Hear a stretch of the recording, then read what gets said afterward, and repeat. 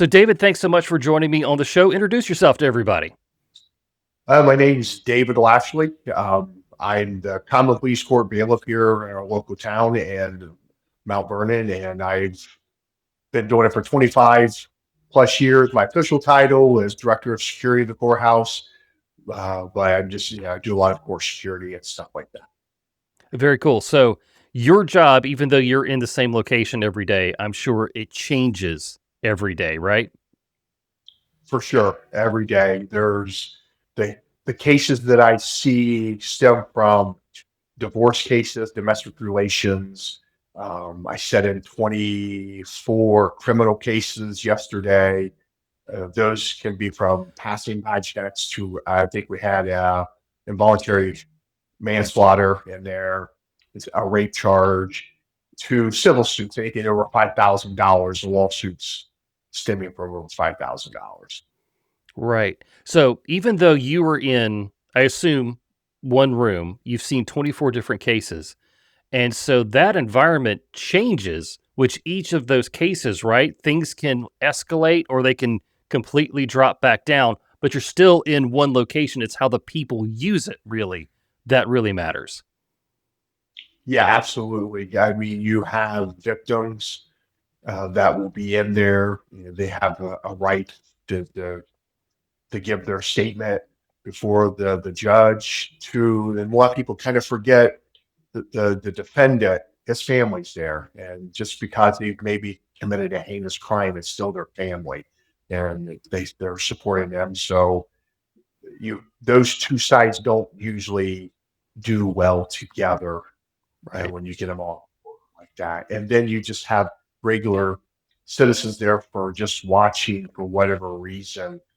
They just like to see this how it works, or they got some connection, like a neighbor or something like that, that they want to know a little bit more about. Right. So you have all sorts of personalities and all sorts of situations going on in this one building. And I think a lot of people think, I'm in a courthouse, so I'm safe. But that, as you've kind of explained, isn't always the case. So, what are some misconceptions that people have about their safety being in a safe place? I think it's just that when you feel safe, you become comfortable. And the more comfortable you become, maybe you put your guard down a little bit more. And and we expect certain places to be, you know, safe for us, not just a courthouse. You're talking restaurants to your church, schools and stuff like that. You expect certain places always to be there, and if it's a place you enjoy to go to, like a restaurant, you've gone there numerous times, you kind of get into that comfort zone, and it's easy to put your guard down a little bit in those cases. Yeah, absolutely. A lot of people think I like the restaurant idea, and sometimes when I'm teaching, I'll share with people like, if you go to a park, in the middle of the day on a Tuesday, it might be like a whole bunch of like mommy and me classes, and everything is fine. But if you go to the same park at 9 p.m., it could be full of like a rowdy concert or something like that. So that environment is not moved, it is not changed, but how the people you're using it is changed, and that can really affect your safety. Absolutely. And going back to the restaurant, there's plenty of them that they turn into almost like a bar or a nightclub past a certain time. So that obviously changes the atmosphere uh, with alcohol being involved, especially in those Right. areas. Yeah, yeah, it's a great spot for, your family to go get a cheeseburger at lunch, but, at 10 p.m., it's a place you wanna avoid. Yes, for sure. Right. So I know that you have, been involved in a lot of cases, and I would like to hear about a time where you had to use your skills to protect yourself or to protect others. So even on the job, I mean, for the most part, over the years, I mean, 25 years, I haven't had a lot of incidents. Uh, I I try my best to make sure, obviously, that doesn't happen, and I also look at it, if if something has happened, an incident has happened, where did I fail?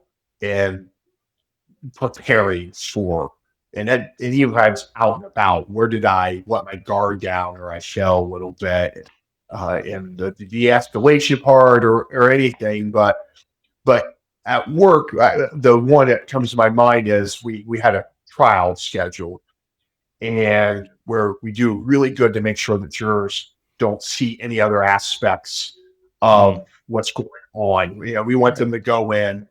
What so at the end of the hallway, we had some our probation officers there, and one guy was refusing to be restrained or handcuffed. He didn't pass his drug test, and I hear them yelling. I hear the officers yelling in the back with him. And so I knew we have jurors coming in. I knew something had to get taken care of pretty quickly. When I turned the corner, the gentleman had his hands up, hey, I'm not going. It's my daughter's birthday. I'm not missing my birthday. I'm just asking until Monday. And you understand, you can appreciate, what he's trying to do. And I don't know all the details between, his probation and all that, but I do know he's getting ready to cause some type of disturbance. I have jurors coming in, and it's a criminal trial to boot. So I really don't want to see someone being walked out in handcuffs at that point. mm, So I asked the officers that I'm not going to fool around today. Get your handcuffs ready, and we just used a few of the restraining tactics. I just was able to pin him against the wall, put him on the floor, and we took him right, out then before everybody right. got there. So those Yeah, are some of the things we deal with on it. Not a regular basis, but you have to be you know aware of, and it's just no different. Just because I have core security guys wanting going through X-rays machines, I mean, before I approached it, I'm still doing my full body scan. People can make mm, mistakes working, and I still want to make sure he doesn't have like a clipped knife or something else unexpected that I don't see. So you're still doing all those things. You're assessing. Uh, I remember turning a certain way, so I knew he would be pinned closer to her desk. I was uh, likely to do something. So right. So, like, even before you have arrived at this person, you've already made a visual assessment. You're preparing yourself, and you are starting to, the best way you can, visualize how this is going to go, knowing that random things do happen, and that's kind of where your training has prepared you, right? yes, for sure. I mean, when I was going down the hallway, I knew where I was turning. I knew in my mind how the desk was set up. So I had a pretty good idea where I knew the individual would be standing. I knew kind of where he'd be positioned when I heard him. Obviously the tones telling me, and then his body language with two fists up was that's this is no more. It's de-escalating in a different manner. Hmm. Uh, I know verbal's not going to work at this point. Right. He's showing it, and Right. Yeah. No. he was going to jail, and he knew it. So he knew Right. there was consequences no matter what was going to take place there at that point. So Yeah, and you make a very good point. The fact that you've heard, angry voices, loud voices, and you've turned the corner, and now you see this guy with his, fists up, like he's ready to fight. So you can check through all of the verbal de-escalation stuff because he has already gone that far at this point, and you're dealing with a situation that is kind of beyond just verbal reasoning, right? oh yeah, for sure. I mean, he set the tone. Right. Yeah, he kind of he kind of escalated that himself and had to deal with the consequences. Yeah. Yeah. Right. So you've talked about this a little bit, but how does complacency creep into your everyday life, and how can that cause you to get hurt? For me, I always go back to complacency. I think the cousin to it's comfort. Mm, I think once you start getting comfortable, it's easy to become complacent, and it doesn't. It's just because the same thing is over. You could go so many days without any type of an incident, or any type of escalation, that it's easy to put your guard down for it. And that's what we constantly, get on the officers and stuff like that. It's helping us secure the courthouse and stuff like that. They do a great job, but we always keep all of us keep ourselves in check with one another, reminding us stuff like that. And I think it's so different when we go out and about.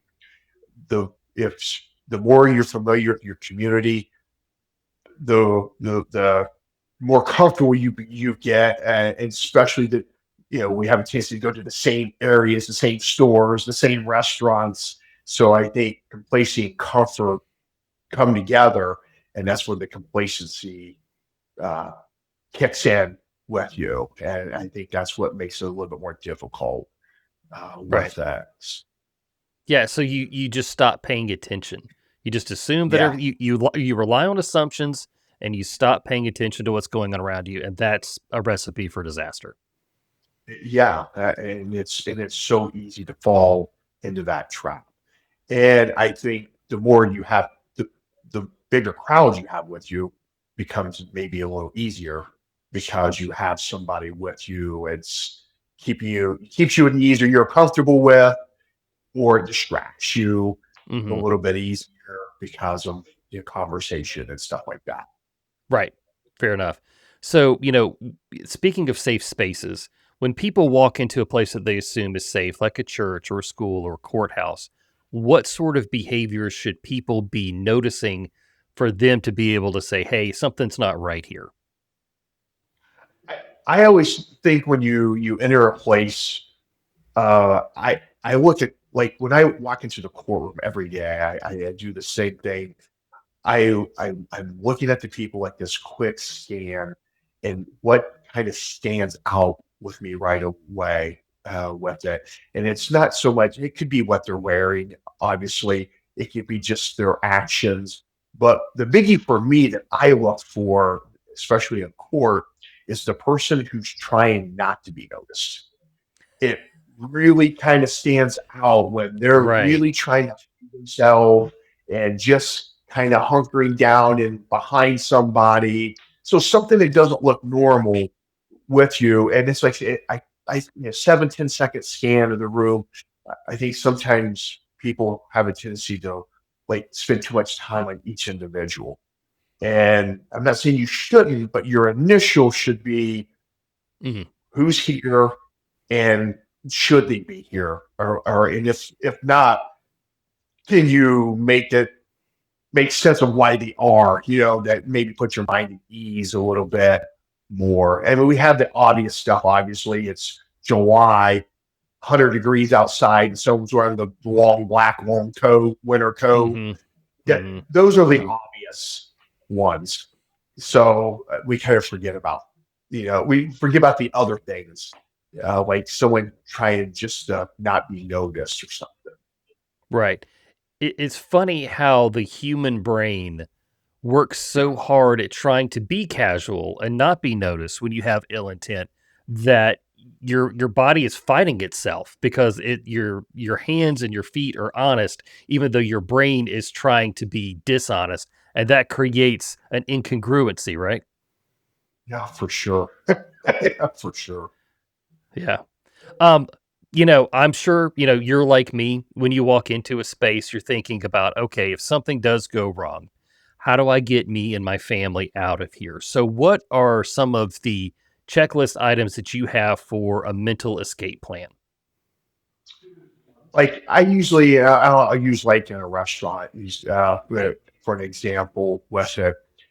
I I do look for like people talk about putting their back, nobody behind them and all that.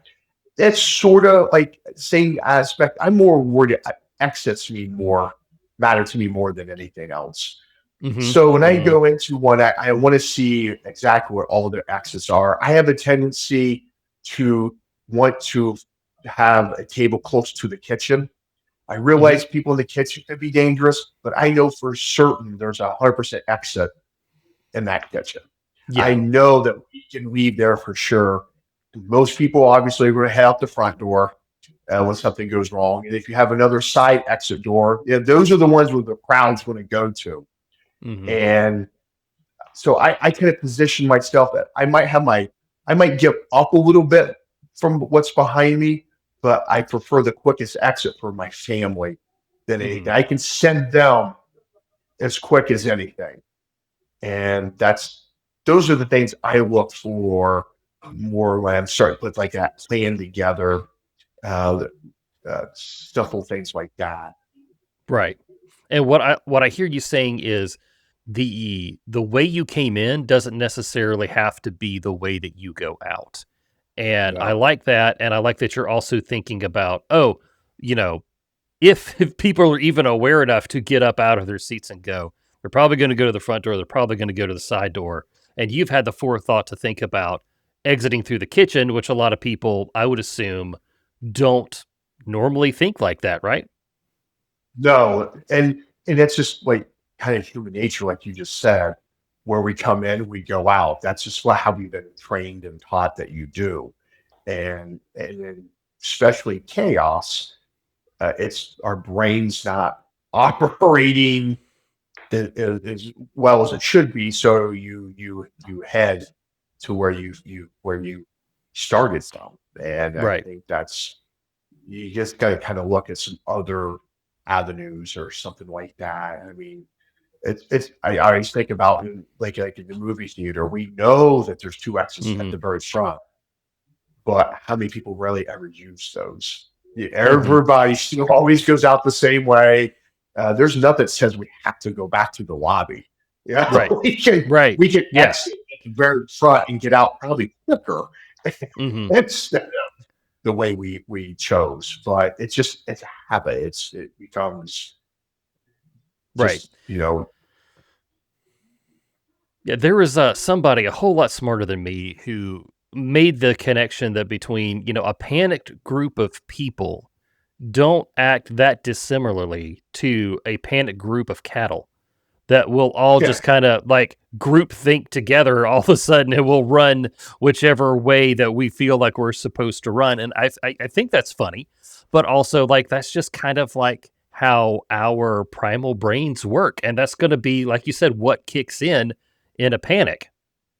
yeah you and what you will last remember is the front door that you came into, Right. and that's it would be easy to fall in that, and it doesn't take that long to think of an exit plan. Mm-mm. That's the thing. It's not like I'm not saying it wouldn't be a good idea if you got online and checked things out before, pre-planned. You probably should, but I'm not saying you have to be that paranoid to do something Right. like that. Right. But Yeah. just taking that 3 second when you walk in while they're waiting to seat you, just giving that quick scan, like where are the exits? You'll look to see where the bathroom's at, Mm-hmm. Mm-hmm. Yeah. but you won't take that extra 5 seconds, 10 seconds. Where are the exits? Especially when you have family, because they're relying on you to get them Mm-hmm. out of there with it. Gotcha. You don't want to be confused at that point. Right. Right. You talked about paranoia here. In your experience, how do you stay aware but not anxious or paranoid? Um, I'm not. I don't think I'm ever paranoid, but it Hmm. is. You're right. I mean, it's kind of like the family joke a little bit. My granddaughter will every now and go, I know, Paul, it's dangerous. That's great. because, because I'm constantly, no, we need to, it is kind of hard when you're in it every day, when you see it every day. So I probably am a little bit more Hmm. Sure. checked up than most would be with it. But I don't believe I'm ever paranoid. Um, I, I what I try to tell people when it comes to like awareness and like separating it, I my goal how I feel that I treat it is it's no different. How did you feel the first day they let you drive a car? Mm. Hmm. Pretty Hmm. nervous, right? You're anxious. Right. There's a lot to learn when you drive a car. But over time, it's now such second nature to you. You can drive to major cities, to a back road, know the traffic laws in different states. Yeah, it becomes so second nature to you. And that's what I try to tell people. I think I'm more like that. The job has helped me become, it's just like second nature. I don't think Hmm. I think about it as much as maybe some people would. It just, you just do it. And that when I teach the awareness classes, I like that's what you're looking for over time. Like you're driving a car. When you think about really what you're doing when you're driving a car and everything that you're responsible for and others and crossroads and lights and four-lane highways. I mean, there's a lot, and knowing where the speed zones are and stuff like that.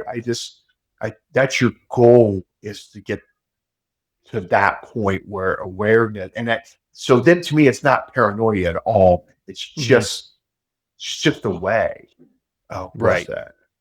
Yeah, I really like that analogy and understanding that, yeah, as you get more seat time, I guess you get more experience, Yeah. a lot of things will become easier to you and you realize, oh, I don't really have to worry about, that so much and anything like that. Of course, we're all going to get nervous when we get to a four-way stop because I Sure. swear nobody knows how to use those things, right? Or the roundabout. I think Oh, the yeah. roundabouts are the biggie right now. Right, and you get the one person who's never been through one before, and Yeah. they come to a stop, or I've actually seen somebody actually try to drive through one. Oh So, wow. like, try to drive straight through it, and I was like, "Okay, man, that's not good for you." But, yeah, no, I really do like that, I like that analogy. So, I do wanna ask for, people who were on their church security team or security guards or even other officers, you're in a courtroom a lot of hours, a lot of days, and I know that that is not stimulating stuff all the time. You do get bored. How do you as a professional keep that sharp edge even though you've been doing this for hours and hours? I've got to a point where a lot of it is after you get in there for a while and you've been in there, you've watched how things are going and the people in there to give your brain a little bit of a like break or your eyes. Even though I'm still, it's like you're still looking and it sounds. I listen Mm, for those like changes in the voice, and it doesn't have to be the loud either. Someone getting loud. It's even how they start getting quieter or mhm, choked up a little bit. Something that just changes that. It's not routine right now. Then how the questioning is going along, or listening for clearing of the throats in the gallery, mm, because that'll get my attention because maybe it's because they really don't like what's being said right now. They want to say something, but they know they can't say something with right. it. So you kind of like change the way you observe by using as much as your sound, your ears with your eyes, and letting some of them kind of have like a rest one way or the other with it. It's kind of what I do because you're right. You get 6 7 hours. Mhm, I just came off of a trial that we were in there almost 10 days, mm, and when you're hearing the same expert witnesses talk about the same thing, maybe just in a little bit different manner because someone's trying to put a different sure. analogy to Mhm, one side and the other, but still the same information yeah, over and then usually you've learned real quick, like paying attention. When one side's gone first, you kind of know where the heat was coming from. mhm, So I'll know when the defense then's going to call that expert or that person in that same subject or area there. I okay, I need to make sure that I'm even more vigilant than I was before because I knew that there was a problem on the plaintiff side. right. And so, Yeah, I like how you're talking about you're looking for obviously anomalies in your baseline that is your courtroom, and those are not always visual and they're auditory. So, like if again somebody changes, you hear somebody start rummaging through a bag, that sort of thing. Those are going to be the things that clue you in, and I think that's really important for people to understand. It's not just what you see; it's also what you hear. yeah, and then you put them together, and it gives you a Hmm. pretty good idea of Very what's cool. going on. Um, so for somebody who has been in law enforcement and done this stuff for a long time, what are some ways that the average person can present themselves so that they don't look like an easy target for a criminal? And I think the biggie is like it's your confidence in yourself, and walking like upright, see, make it look like you know what you're doing or where you're going, more than anything. That you don't look confused or lost or uh, not what's going on. And I don't mean like you walk into Walmart, you start walking through Walmart with I your don't know, hands man. up.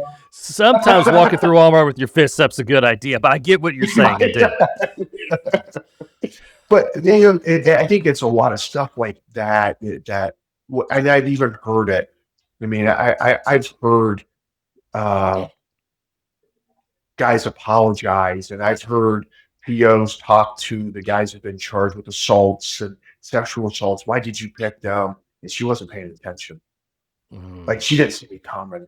I mean, and you hear that over and over, and I hear that from other officers and other courts, and so it's a pretty common thing. Is like if I think if you're just more aware, and I know aware should be more confident by looking up and just paying attention to what's going on. I think it's some of the biggest things like that, and what I think we also track to what makes it hard is that thing we have in our hand nonstop called a cell phone is right. that drops it. And everybody, I mean, my dad used to say when I point a finger, I got three coming back at me. So I'm not pointing any finger. I mean, I fall into track Fair. to it too. You just got to try to do your best to know when to pick and choose. Like, you look at your messages before you exit a building. Look at Hmm. them before you exit your car. You don't need it in those spaces where everybody's, that when you're the most op time for someone maybe to be looking to do something, and or those. I forget this. I just saw the stat. Maybe that's for judges. I can't remember, but it's like in the most attacks have like 62% or something in the high 60s are happen somewhere going to and from the car Hmm. when Hmm. people are commit crimes. It's a pretty high stat, and that just tells you that it's probably got higher because of the cell phone, because Yeah. we think that that's a dead time that we need to check things as we go in to where we're going and stuff. Oh yeah. No, I So get that. That totally makes sense to me. Um, so David, if you could give families one mindset shift about their safety, what would it be? I have heard this so much over the last 25 years. I didn't think it would happen to me. Mm, I- And that's what I would say. It's not that I think you should be like we talked earlier, paranoid that something bad's going to happen to me, but don't think you're the exception to the rule. That right. this doesn't happen in my small community. This doesn't happen when we go in the nicer area. This just doesn't happen here. So that's probably the biggest more than anything. Is yeah, don't, because I think when you do that, that's when the complacency, the comfort, and all those other things are. We drop our awareness, and once we start doing that, that's when we catch ourselves getting made a little bit of trouble with things. Right. So if anything, don't have that attitude. It just won't happen to us. It can't happen to us. Right. Type. Right. Or the one that is like, oh, who would want to hurt me? It's like, oh, I'm a good Yes. person. Who would want to hurt Yeah. me? That sort of thing. And it's like anybody who thinks they could Yeah. steal your wallet, anybody who thinks they could steal your car Yes. would do that. You know? And that's Yeah. probably the hardest part for, I always tell good people. Good people want the best outcome. Right. Well, the person bothering you doesn't want, their best outcome is to hurt you or to take Hmm. something from you. So I think it's really hard, and we've been taught the manners. If you just comply, Hmm. be nice, and and sorry to get on a rant, but the biggest thing I see that, and I know you've heard this. We teach kids stranger danger. Mhm. Don't get into cars. You don't talk to strangers. I can't tell you how many times I've heard over the last years that adult women and men get into cars because someone says to. You Mhm. know, it just take me here, get the money out of your ATM, and I'll let you go. You really think that's going to take place?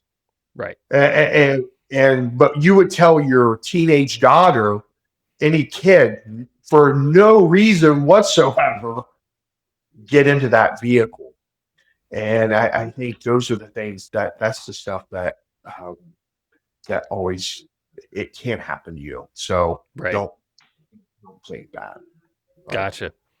Yeah, no, that's great advice. I like that a lot. So, David, I've got 3 rapid fire questions for you here. I'll ask them to you. Just shoot from the hip. None of it's hard. I'm not going to ask you state capitals or your multiplication tables or anything like that. So, all right. So, my first one here for you is, what is the biggest mistake that people make when it comes to protecting themselves? probably I would say just getting comfortable. I think that's comfort kills sometimes, and that's probably one of the biggest lessons you learn in jujitsu. Learn to get comfortable with the uncomfortable, and I think that's hard for us. When Hmm. you want to go out, you want to have a nice time. You're trying to.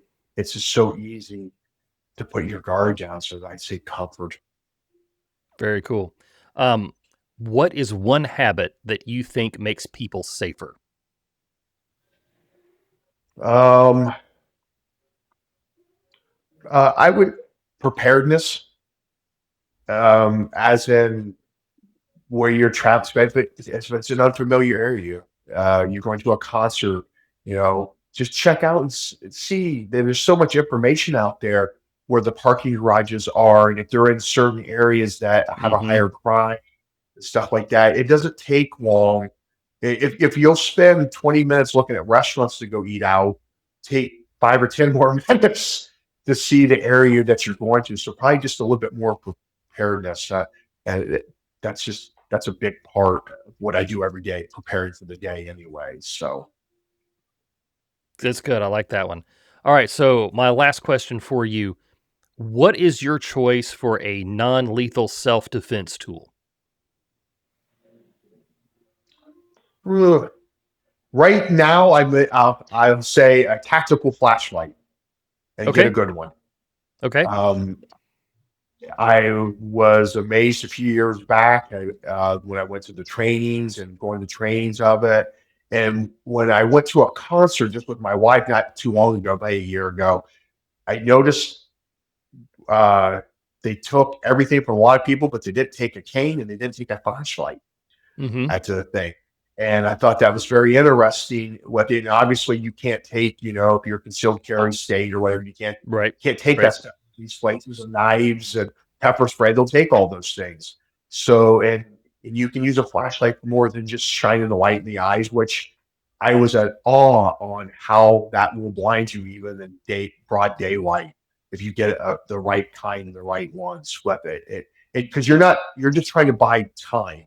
It's not like you're Right. trying to buy something that is going to, paralyze them. They never move and you can just Hmm. walk away. It's just buying time to get away with it. So I'd say tactical flashlight. All right. Very cool. So, David, thanks so much for talking with me today. Tell everybody where they can find about more about you and your book. So if you go on Amazon, just search Dave Lashley, it'll come up. It's Eyes Wide Open, Courtroom to Street. I just took the years of the of what I've worn over the years and stuff like that. And it's a real. My goal is to make it a real simple read and make it Hmm. simplistic. I think it's been kind of forgotten today. That keeping things a Hmm. little bit simple for people.